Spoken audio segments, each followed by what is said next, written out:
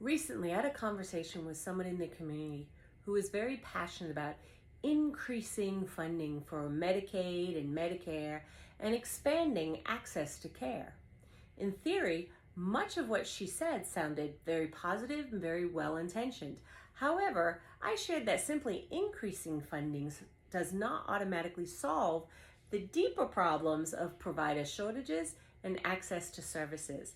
And so I wanted to share with her some of the barriers related to these two things as a group provider in a rural county.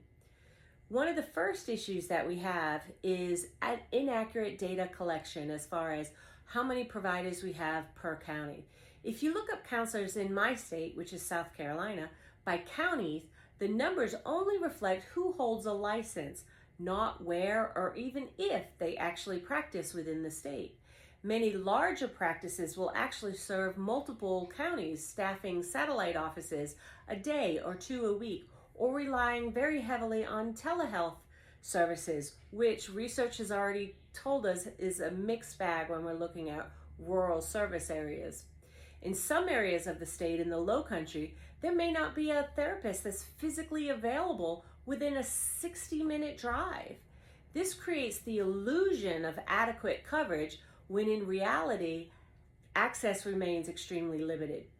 The second issue is reimbursement and oversight. Many Medicaid reviewers are located out of state, so when a file gets audited, this creates additional challenges for in-state therapists who must comply with our own state manuals and regulations that many of those reviewers may not even be aware of or fully understand. Challenging an audit as a provider is a gargantuan task, and many providers lose reimbursement for complete sessions over very minor documentation issues. For example, some of the more recent ones has been you didn't put the number of the service and what that service was. There was even a hit for not putting a client's note in the note, even though it was at the top of the note on both sides of the paper. So that is a challenge where they are providing services and then they're having that money taken away for very minor things. Third, compensation is a major concern.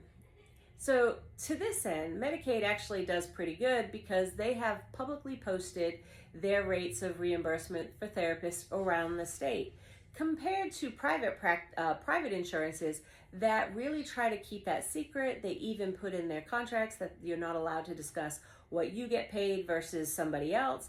And that creates a lot of problems because you'll have providers who serve larger urban areas who will get more money than rural providers, and they will say it's because of access to services or the number of services used, which would make sense that there's more used in an urban area in a rural area, but the provider should be paid the same, not because less people live in the area that they're serving. But another problem when it comes to Medicaid is the reimbursement rate to therapists. And I will give you a good example. I am a practicing therapist for the last 30 years. I received the same reimbursement rate as somebody who just graduated with their graduate degree with a newly minted counseling license 2 months ago. That's a little bit of a problem.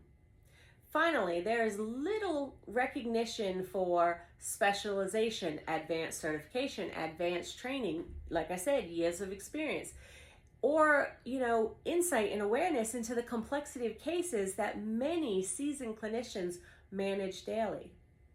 And as a result, people get denied services to the same level of care, not because they wouldn't qualify it, not because they meet the criteria, but because insurance won't cover what the criteria says. A good example is dialectical behavior therapy, DBT, which if you look at the model is a model that's supposed to be seen twice a week for almost a year. So you do 6 months at the very minimum, a year is what is suggested. Unfortunately, most Medicaid programs will actually try to tap out sessions at 24 sessions. Sometimes you can petition for additional sessions, but if you go back to that model, 24 sessions is wiped out within 3 months. And so the clinician has to either adapt the program or water it down significantly so that they're able to get reimbursed. Because if a person accepts Medicaid, theoretically, they're not supposed to be able to pay for services. So the provider has to agree to accept the Medicaid rate. They can't turn around to that client and say, hey, if you want this modality, you're going to have to pay me. It's just not allowed in our contracts. So what ends up happening is you have people who don't get the same level of care because they're low income, because insurance companies corner the market on what they will and will not pay. And this is a problem across the board that we have to pay attention to. And then hand in hand with that, we have to think, as we do this to the providers, the people who are on the streets doing their job, the boots on the ground, so to speak, and yet everybody that's in those either private insurances or state insurance system make a significant amount of money. Why is some of that not shared with providers who are serving rural counties?